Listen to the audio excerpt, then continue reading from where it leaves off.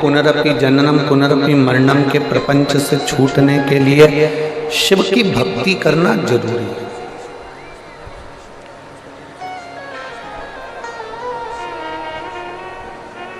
बिना शंकर की भक्ति के जन्म और मरण के प्रपंच से हम लोग छूट नहीं सकते।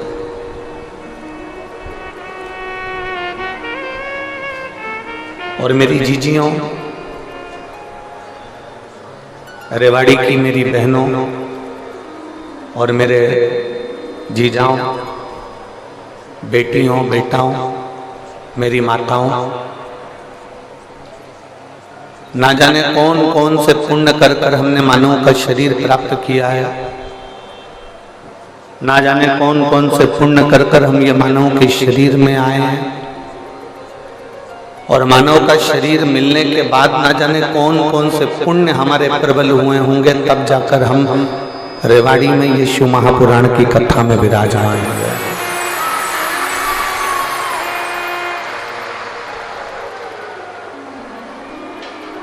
कोई पुण्य आपका होगा, कोई पुण्य श्री सुनील जी मूसेपुर जी का होगा, उनकी धर्म पत्नी मंजू जी का होगा, उनके बेटा बेटी का होगा, उनके माता पिता का होगा। कोई पुण्य आपका और हमारा होगा, कुछ पुण्य यजमान परिवार का होगा। जिस पुण्य की प्रबलता से ये रेवाड़ी में 5 दिवसीय शिव महापुराण की कथा श्रवण करने का सौभाग्य मिला।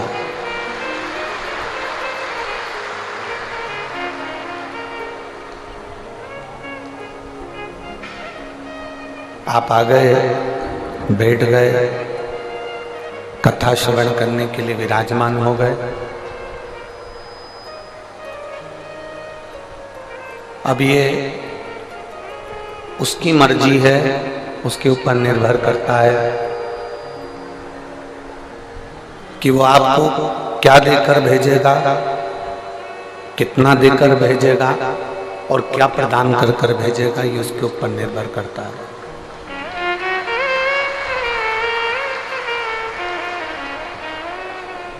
ये आपके और हमारे ऊपर निर्भर नहीं है, ये उस परमात्मा के ऊपर निर्भर है।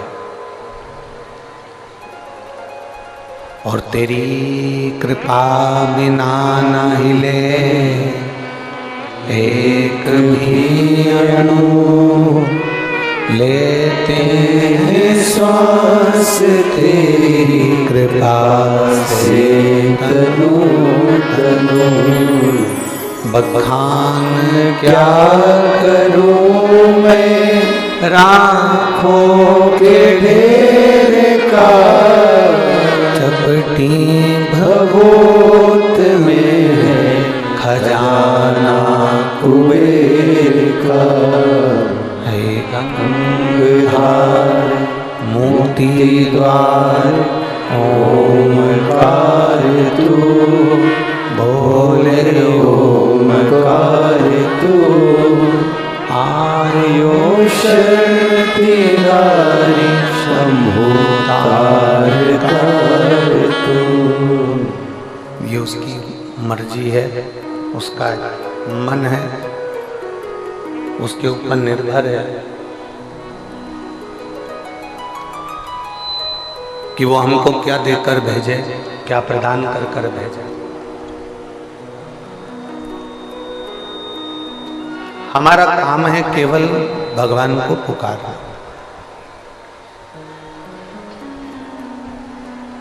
एक व्यक्ति कुएं के अंदर गिर गया।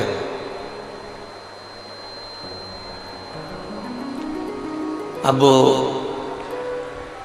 आसपास की जो दीवारें बड़ी चिकनी हो चुकी है, क्योंकि उसमें कई लगे।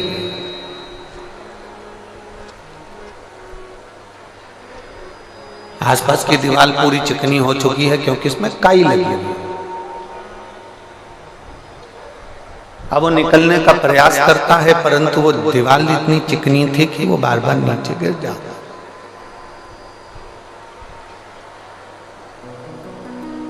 फिर थोड़ा सा ऊपर चढ़ने का प्रयास करता है, फिर नीचे गिर जाता है। अब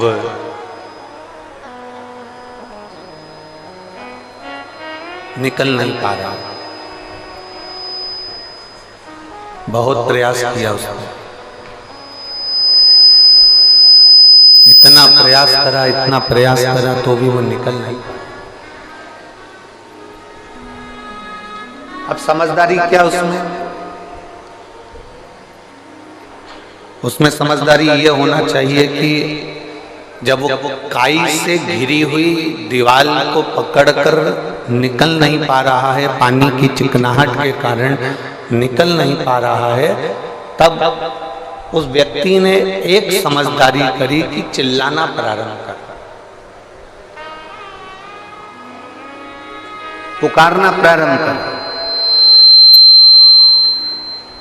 और जब चिल्लाना प्रारंभ करा, पुकारना प्रारंभ करा, आवाज लगाना प्रारंभ करा, क्यों? क्योंकि उसको ये भान हो गया कि मैं निकल नहीं पा रहा हूं, अगर मैं पुकारूंगा, आवाज लगाऊंगा, चिल्लाऊंगा तो किसी के कानों में शब्द जाएगा, और शब्द गया तो कोई मुझे रस्सी फेंक कर निकाल देगा।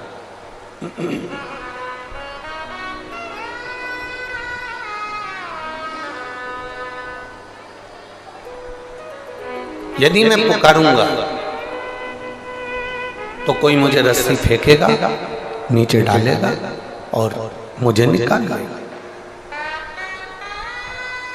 अब उसने जम जम कर चिल्लाना प्रारंभ करा, पुकारना प्रारंभ करा, आवाज लगाना प्रारंभ करा,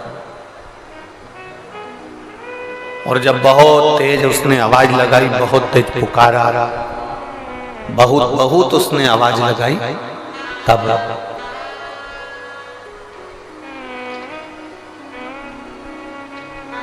जैसे उसने पुकारना प्रारंभ करा, जैसे उसने बुलाना प्रारंभ करा, आवाज लगाना प्रारंभ करी, कोई पथिक जा रहा था,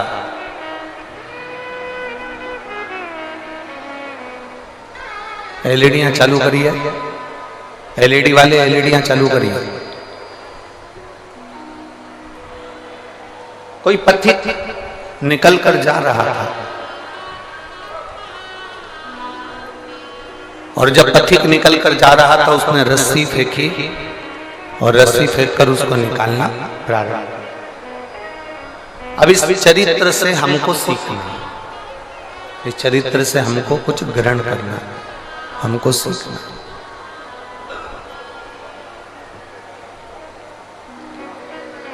हम भी भवसागर के इस कुएं के अंदर गिरे पड़े, भवसागर के इस कुएं के अंदर हम भी गिरे पड़े हुए हैं,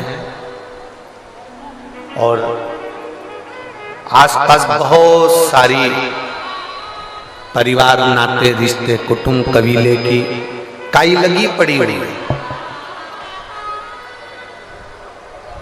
बेटी कहती है पापा पापा, मम्मा, बेटे कहते हैं पिताजी पिताजी, माताजी माताजी, भाई कहता है भाई भाई, बहन कहती है भैया, माता पिता कहते हैं मेरा बेटा। ये सारी काई लगी पड़ी हुई है, और भव सागर से, कुएं से हम निकल नहीं पा रहे हैं। जब हम चारों तरफ से दुखी हो जाएं, चारों तरफ से एकदम घिर जाएं, और चारों तरफ से जब हम निकल ना पाए, बहुत बहुत कष्ट की जिंदगी चल रही हो, बहुत दुख का समय चल रहा हो, तो उस समय पर जैसे कुएं में पड़ा हुआ व्यक्ति जब निकल नहीं पाता है तो आवाज लगाता है, उसी तरह जब चारों तरफ दुख से हम घिर जाएं, उस समय हमें भी आवाज लगाना चाहिए कि मेरा शंकर, मेरा भोलेनाथ, मेरा महादेव मेरे पास आ जाए। हम उसको पुकारें, हम उसको आवाज लगाएं, हम उसको पुकारने का प्रयास करें, हम उसको बुलाने का प्रयास करें। और जब हम उसको बुलाएंगे, जब हम उसको पुकारेंगे, तब मेरा देवाधिदेव महादेव मेरे नजदीक में आएगा। जब आप उसको पुकारो, आप उसको बुलाओ, बोल बम का नारा है। जब हम उसको पुकारेंगे तब वो जरूर आएगा।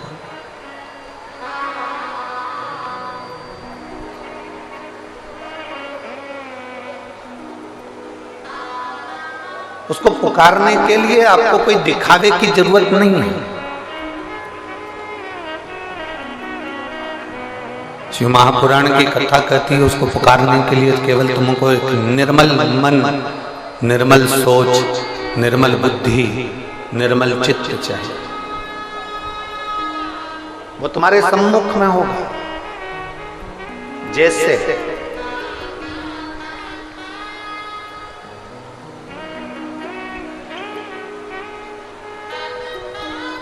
हमारे पास में भगवान की आरती उतारने के लिए हमारे पास में न घी है,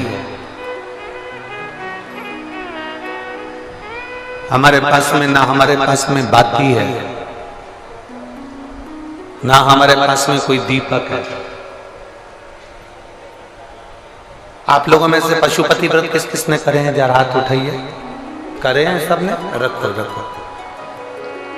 पशुपति व्रत करे होंगे तो आप लोगों के स्मरण में होगा कि हमने पहले पशुपति व्रत में एक उपाय आप लोगों के, पशुपति व्रत करने वालों के नियम का हमने वर्णन किया।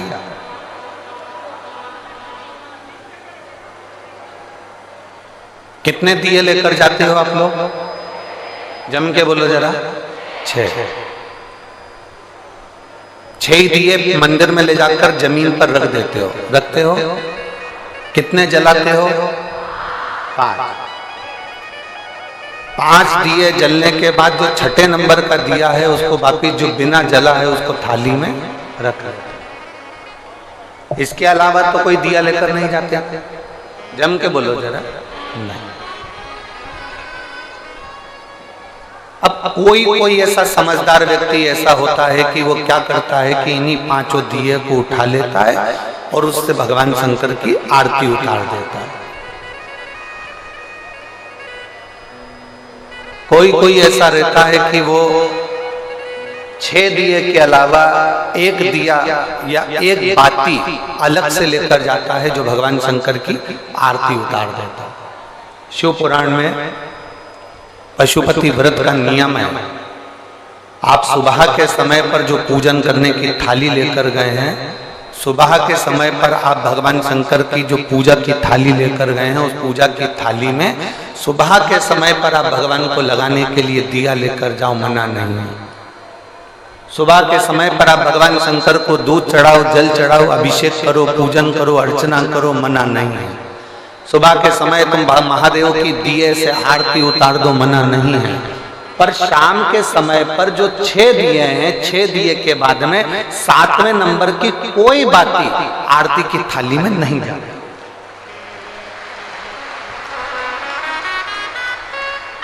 कोई बाती ऐसा नहीं जाएगी कि आप पूजन करी और पूजन करने के बाद आपने भगवान की आरती उतार दी ना। शिव महापुराण में तो यहाँ तक नियम है कि आप जो प्रसाद बनाते हो ना, जो आप खीर बनाए या आपने सीरा बनाया, हलवा बनाया, मीठा चावल बनाया, या आपने मीठा सीरा बना लिया, खीर बना ली, कोई सामग्री मीठी बना ली, तो शिव महापुराण तो यहाँ तक कहती है कि आपने जितना सामान कढ़ाई में बनाया है, आपने जितना सामान अपनी कढ़ाई के अंदर बनाया है, उतना सामान पूरा की पूरा ही आपको मंदिर लेकर जाना है। घर के अंदर आधा छोड़ना नहीं है।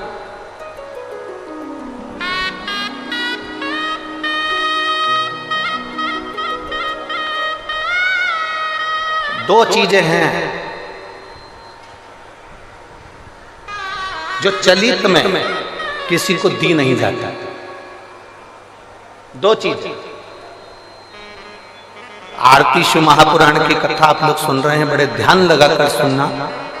2 चीजें हैं जो चलित में किसी को दी नहीं जाती। एक अपने घर का तवा, तवा जानते हो, जिस पर रोटी बनाते हो। कोरा तवा है, उस पर आपने कभी रोटी नहीं बनाई है तो आप किसी को दे सकते हो, मना नहीं। और यदि जिस तवे पर घर के अंदर रोटी बन चुकी है, जिस तवे पर रोटी उतर चुकी है, उस घर के तवे को किसी को नहीं दिया जाता। क्यों? क्योंकि घर में जो बच्चे हैं वो बीमार के बीमार बने ही रहते हैं, वो कभी स्वस्थ नहीं हो सकते, कभी नहीं हो सकते। अगर एक बच्चा बीमार है तो दूसरा ठीक होगा, दूसरा बीमार है तो तीसरा ठीक होगा, तीसरा है तो चौथा बीमार पड़ेगा, ये निश्चित। दो चीजें चलित में किसी को नहीं दी जाती, एक तवा, दूसरे नंबर की कढ़ाई। घर में जो कढ़ाई होती है जिसमें आप सब्जी बना ली है, कोई सामग्री तल ली आपने, पूड़ी बना ली, कोई सब्जी बना ली, कोई हलवा बना लिया, सीरा बना लिया, कोई पदार्थ बना लिया, कोरी कढ़ाई है ना, आपकी मर्जी पड़े उसको दे दो चले। कोरी कढ़ाई है ना, आप किसी को भी दे सकते हो।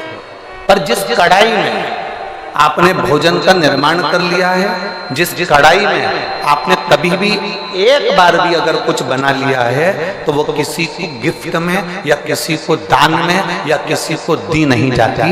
नहीं तो उस घर के अंदर 1 रुपया कमाओ, 1.25 रुपये खर्च वाला काम चलता है। घर में कभी पैसा टिक ही नहीं सकता, जिंदगी भर कितना भी प्रयास है, वो अपने जीवन में कितना भी प्रयास कर ले, घर में पैसा नहीं टिकेगा। वो भले कुबेर का खजाना लेकर आ जाए, चाहे वो दुनिया का भंडार भर कर ले जाए, पैसा आएगा जाएगा, घर के अंदर टिक नहीं पाएगा। दो चीजें चलित में दी नहीं जाती। आपको बोलना है कौन कौन सी चीजें हैं। पहले नंबर की तवा, दूसरे नंबर की, हमारे यहाँ ये 2 चीजें दी नहीं जाती, हम इसको देते नहीं। देना नहीं। हाँ, यदि वो कोरी है,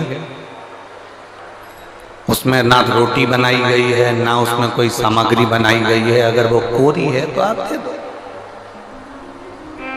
पर यदि एक बार भी अगर वो प्रयोग में आई है तो वो नहीं, उसको देते नहीं,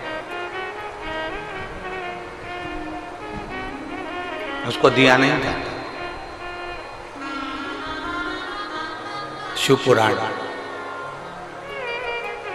भगवान शंकर का पावन चरित्र कह रहा है। पशुपति व्रत करने वाली माताओं के चित्त वृत्ति में ये बात बैठना चाहिए, चाहे भाई पशुपति व्रत कर रहे हो, बेटे कर रहे हो, माताएं कर रही हो, बच्चे कर रहे हो, उनके बुद्धि में ये बात बैठना चाहिए कि सुबह के समय जाकर आप भगवान की पूजन करो, अर्चना करो, आरती करो, मना नहीं है। पर शाम के समय पर 6 दिए के सिवाय एक बत्ती भी मंदिर के अंदर थाली के अंदर रखकर नहीं जाती आरती उतारने के लिए। अगर तुम्हें आरती उतारना है तो साथ में छोटा सा कपूर का टुकड़ा अपनी आरती की थाली में लेकर चले जाओ, पर बाती और दिया नहीं जाए, बाती और दिया नहीं जाए। वैसे तो आप लोग लेकर नहीं गए हो, मुझे विश्वास है कि आप लोग लेकर नहीं गए हो, और लेकर गए भी होगे तो उसका फल आपको फिर प्राप्त नहीं हुआ होगा, तो आप लोगों ने दूसरों से कहा होगा हमने तो करा पर हमें फल नहीं मिला। उसका कारण केवल इतना है कि आप उसका फल प्राप्त नहीं कर पाए।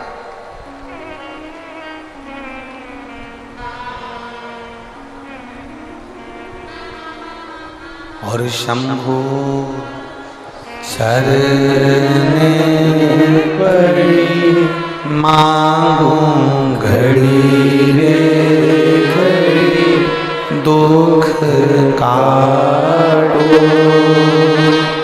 दया दर्शन आपो।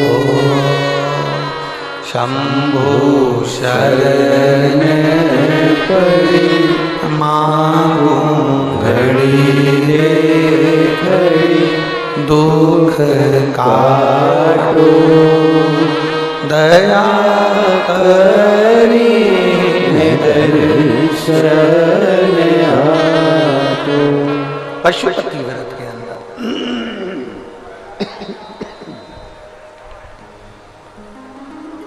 पशुपति व्रत के अंदर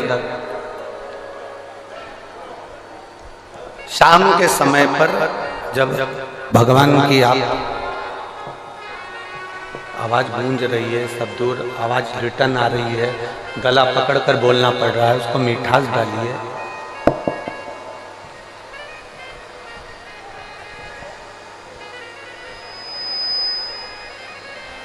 पशुपति व्रत के अंतर्गत शाम के समय पर भगवान की आरती उतारने के लिए दिया नहीं जाता। केवल कपूर का एक टुकड़ा, केवल एक कपूर का टुकड़ा आप लेकर चले जाओ, और वो भी शिव महापुराण की कथा कहती है, भगवान शंकर का चरित्र कहता है, शिव पुराण कहती है। अगर आपका मन कर रहा है आरती उतारने का तो लेकर जाओ, नहीं तो यहां तक शिव महापुराण के अंतर्गत वर्णन किया है पशुपति व्रत का कि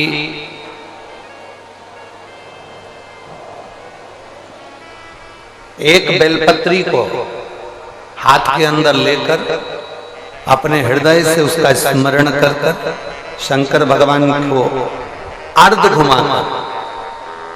कैसा घुमाना है? अर्ध। अर्ध मतलब शिव जी को पूरा घुमा भी नहीं रहे हो। कितना घुमा रहे हो? केवल अर्ध, केवल अर्ध।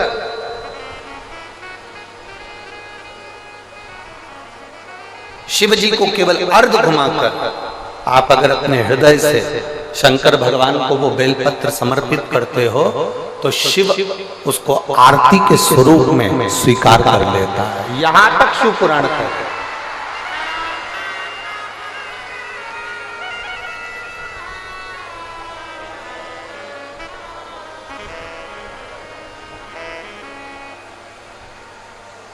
घर में कितनी बार आरती करते हो आप लोग? जम के बोलो जरा, जम के। 2 बार, एक सुबह एक शाम। एक सुबह के समय आरती करते हो और एक शाम के समय आरती करते हो। 2 बार आरती केवल।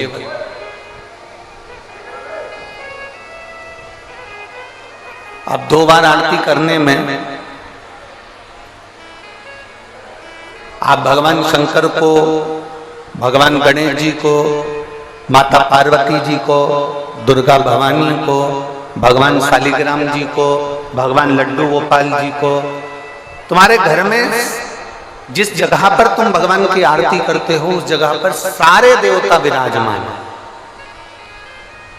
किसी किसी का घर ऐसा होगा जहां पर सब देवता नहीं होंगे, फिर भी 2-4 तो होंगे।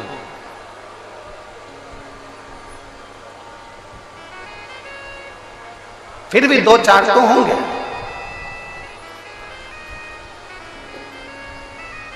जिस घर के अंदर सारे देवता विराजमान हैं, सभी देवी देवता जिसके घर के अंदर विराजमान हैं, आप प्रयास करा कर, प्रयास करना। आप भगवान शंकर की जब आरती उतारो तब प्रयास करना कि आरती का दीपक जब हम उठा रहे हैं उसके पहले हमारे हाथ में जो गरुड़ घंटी है उसका नाद प्रारंभ हो जाना चाहिए। गरुड़ घंटी का नाद प्रारंभ हो जाता है, उसके बाद आरती का दीपक जब उठता है। घर के अंदर की बात है, बाहर मंदिर की हम बात नहीं कर रहे हैं, हम घर के अंदर की बात कर रहे हैं। जब घर में सारे देवता जहां पर विराजमान हो, देवी भी है, देवता भी है, कुल देवता भी हैं, पितर देवता भी हैं, ये देवता भी हैं, वो देवता भी हैं, सारे देवी देवता जब वहां विराजमान हैं, तब उस जगह पर आपको एक क्रम करना है कि घंटी का नाद पहले करना।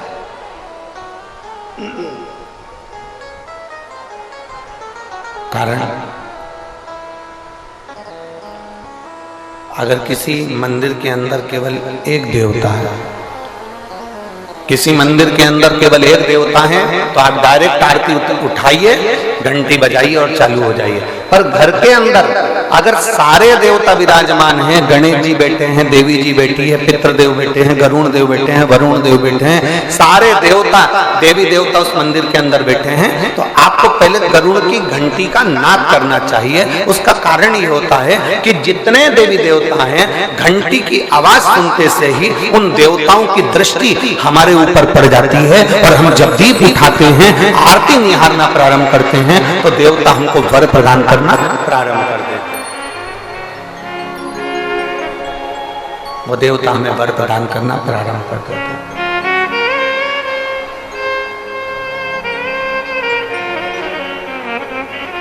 शिव कथा कर रहे हैं, भगवान शंकर का चरित्र करा, भगवान शंकर का संवाद करा, शिव महापुराण का चरित्र करा।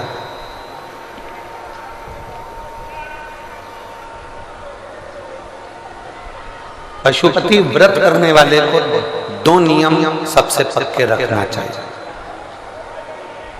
अगर आप लोगों ने व्रत किया है तो उसके फल के लिए आपको ये कर्म करना पड़ेगा। एक महिला ने पत्र लिखा है,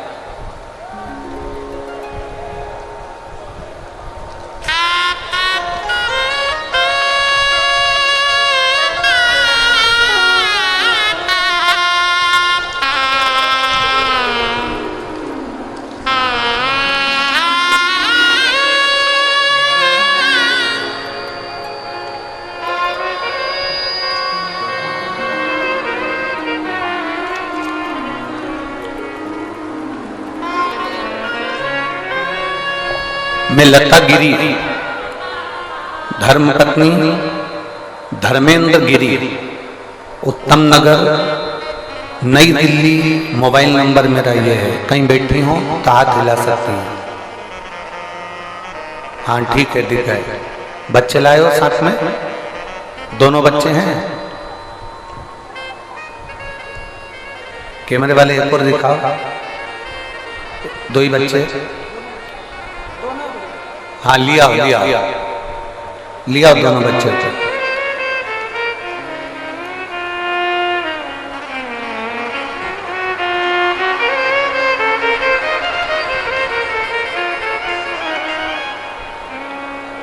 मैं लता गिरी, धर्मपत्नी धर्मेंद्र गिरी, उत्तम नगर, नई दिल्ली।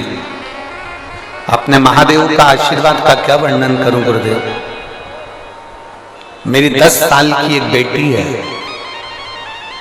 10 साल के बाद मुझे कोई संतान नहीं हुई। मैंने डॉक्टरों का इलाज भी करवाया, पर मुझे संतान का सुख नहीं हुआ।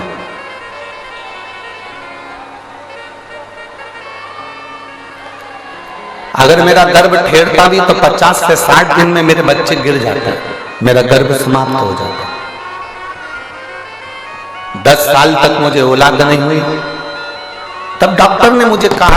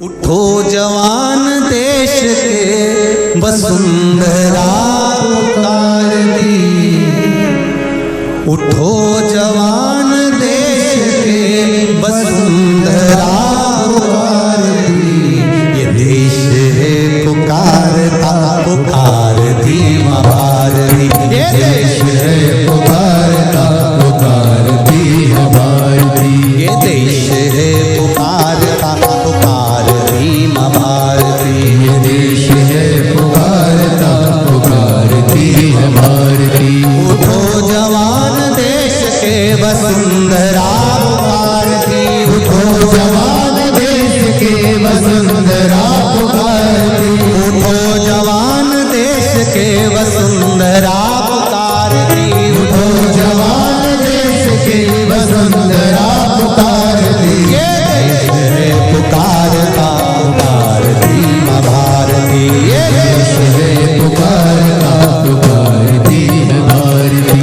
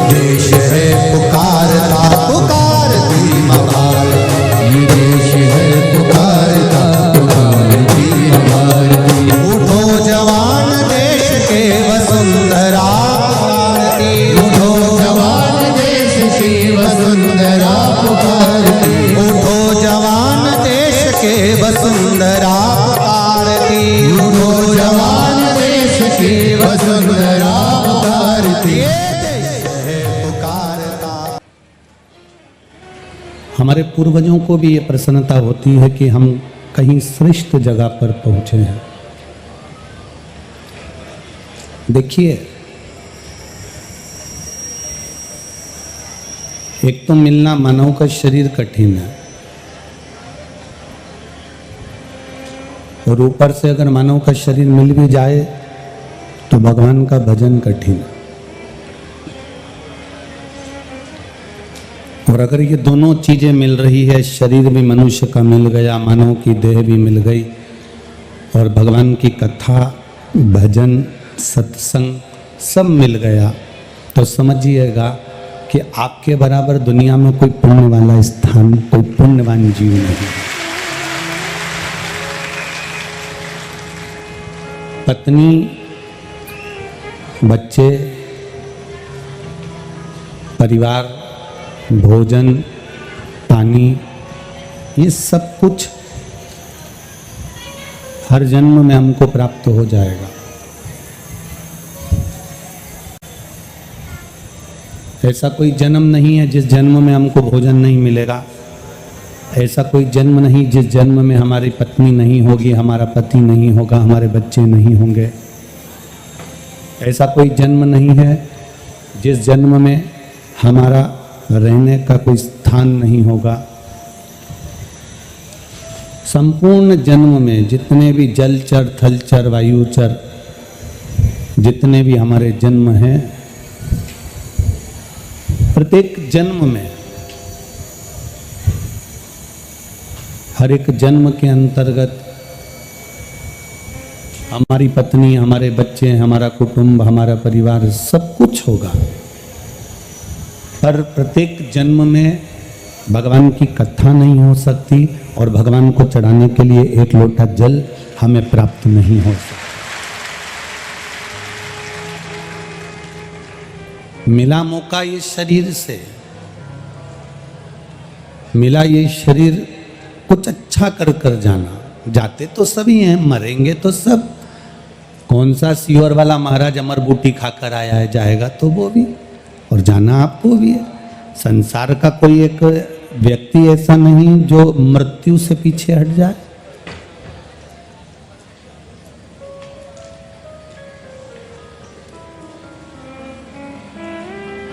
जैसे आपके पड़ोसी आपके पास में रहते हैं, आपके रिश्तेदार आपके पास में रहते हैं, ये पक्का है। जितने शंकर भगवान को जल चढ़ाने वाले हैं, जितना शंकर भगवान का गुणगान करने वाले हैं, जितना शंकर भगवान का स्मरण करने वाले हैं, ये भी कोई साधारण सी भूमि पर निवास नहीं करेंगे, साधारण सी जगह पर नहीं रहेंगे। परिवार वाले भले साथ छोड़ दें, नातेदार रिश्तेदार भले साथ छोड़ दें, कुटुंब कबीले वाले भले साथ छोड़ दें, हमारे अपने हमें भले छोड़ दें, पर जिस महादेव को आपने एक लोटा जल चढ़ाया है, उस महादेव ने आपके हाथ को पकड़ कर रखा है। सब छोड़ देंगे पर मेरा महादेव आपको नहीं छोड़ेगा।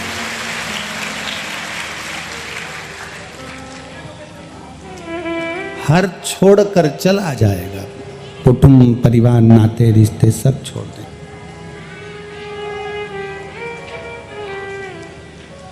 हवन में, आहुति में घी डाला जाता है। अब आहुति में घी डालते हैं, हवन में घी डालते हैं, क्यों डालते हैं? तो कहा कि अग्नि प्रकट होती है। तो अग्नि तो केरोसिन का तेल डाल दोगे तो भी प्रकट हो जाएगी। बोलो सही है कि गलत है? मिट्टी का तेल डालोगे, केरोसिन का तेल डालोगे, घासलेट का तेल डालोगे तो क्या अग्नि प्रकट नहीं होगी? मिट्टी के तेल से, घासलेट के तेल से, केरोसिन के तेल से भी अग्नि प्रकट हो सकती है। पर यज्ञ में, आहुतियों में, हवन में केरोसिन का तेल, मिट्टी का तेल, घासलेट का तेल नहीं डाला जाता, घी डाला जाता है। किस लिए? क्योंकि हवन में भक्ति की जरूरत होती है, अहंकार की नहीं। घासलेट का जो तेल होता है, मिट्टी का जो तेल होता है, उसको आगी में आप यूं डालो, एकदम भभक के ऊपर जाएगा। पर उसी अग्नि में आप एक कटोरा भरकर घी डाल दो, एकदम भभक कर अग्नि ऊपर नहीं जाएगी, धीरे से जाएगी, एकदम स्लो जाएगी, एकदम आराम से जाएगी। घासलेट का तेल डाला, पेट्रोल डाला, डीजल डाला तो एकदम आग भभक जाएगी, एकदम अग्नि तेज हो जाएगी। पर घी डाला तो वो अग्नि एकदम भभकेगी नहीं, धीरे से अग्नि पकड़ेगी, तब धीरे से वो अग्नि फिर आंच पकड़ेगी और फिर ऊंची जाएगी। उसी तरह अहंकार व्यक्ति का तुरंत भभक जाता है। अभिमान व्यक्ति का तुरंत, जैसे पेट्रोल डाला, डीजल डाला, घासलेट, केरोसिन तेल डाला और अग्नि प्रगटी, एकदम आग भभक गई, एकदम आग तेज हो गई। अहंकार एकदम भभक सकता है, अभिमान एकदम भभक सकता है, अहंकार एकदम प्रकट हो सकता है। जरा सा किसी ने कुछ कहा और आपका अभिमान प्रकट हो गया, मैं तुम्हें जान लूंगा, मैं तुम्हें देख लूंगा, मैं तुम्हें समझ लूंगा, मैं ऐसा कर दूंगा, मैं वैसा कर दूंगा, ये तुम्हारा अभिमान है, ये एकदम भभक जाता है। पर जो घी की आंच होती है, जो घी अग्नि में डाला जाता है, जो घी हवन में डाला जाता है, जो घी साकल्य में छोड़ा जाता है, वो अहंकार का नहीं होता, वो भक्ति का होता है। इसलिए उसमें आंच एकदम तेज नहीं हो पाती, उसमें नम्रता की आंच चलती है। नम्र भगवान को पाने का सबसे सुंदर तरीका है आपके भीतर की नम्रता। परमात्मा को पाने का सबसे सुंदर तरीका है आपके भीतर की सहनशीलता। भगवान को पाने का सबसे सुंदर तरीका है आपकी वाणी की मिठास। एक तोता, आप में से कई लोग होंगे जिनके घर में मिट्ठू होगा, तोता होगा, उसको लोग हरी मिर्ची खिलाते हैं। बोलो सही है कि गलत है? खिलाते हो कि नहीं खिलाते? तोते को हरी मिर्ची खिलाते हैं तो भी वो मीठा बोलता है, और इंसान रोज आधा किलो शक्कर खा जाता है तो भी कड़वा बोलता है। तोता हरी मिर्ची खाने के बाद भी मीठा बोल रहा है। श्री स्वामी समर्थ जी जब मिर्ची को खाते थे, श्री स्वामी समर्थ जी जब मिर्ची को मुख में लेते थे तो उनके पास में बैठे हुए उनके भक्त कहते थे, गुरुदेव आप कुछ अच्छा पाने का प्रयास क्यों नहीं करते? आप कुछ अच्छा खाइए ना, हम आपके लिए पकवान लाते हैं, लड्डू लाते हैं, पेड़ा लाते हैं, हम मिठाई लाते हैं, हम आपके लिए ये लेकर आते हैं, हम आपके लिए वो लेकर आते हैं। श्री स्वामी समर्थ जी कहते हैं, मिर्ची खाने वाला तोता मीठा बोल देता है, पर मीठा खाने वाला भी एक दिन कड़वा बोल देता है। इसलिए मिर्ची से हेत कर ली ना तो कोई दिक्कत वाली बात नहीं, कोई बात नहीं। हमने हेत तो मिर्ची से करी है, हमने पाया तो मिर्ची को है। काम, आसक्ति, लोभ, तृष्णा, अहंकार, ये कहीं ना कहीं हमें परमात्मा से दूर कर देता है। तन को धोने के कितने सारे साबुन मिलते हैं भाई, जरा विचार करिएगा। एक से बढ़कर एक साबुन, बाजार में चले जाओ, बहुत जोरदार जोरदार साबुनों का नाम आपको मिल जाएगा। साहब ये वाली कंपनी का है, साहब गोदरेज का है, साहब पेयर्स है, साहब लक्स का है, साहब लाइफ बाई का है, साहब ये वाला है, साहब ब्रिज का है, साहब ये है, साहब वो है, कहीं मोती का है, कहीं इसका है, कहीं उसका है। विचार करिए, तन को धोने के साबुन बहुत सारे मिल रहे हैं, तन को धोने के साबुन बाजार में बहुत मिल जाते हैं, और आप तन धो भी लेते हो। पर आज तक ऐसी कोई दुकान नहीं मिली जहां पर मन को धोने का साबुन मिलता हो, जहां से हम साबुन खरीद लाएं और अपने मन को धो लें।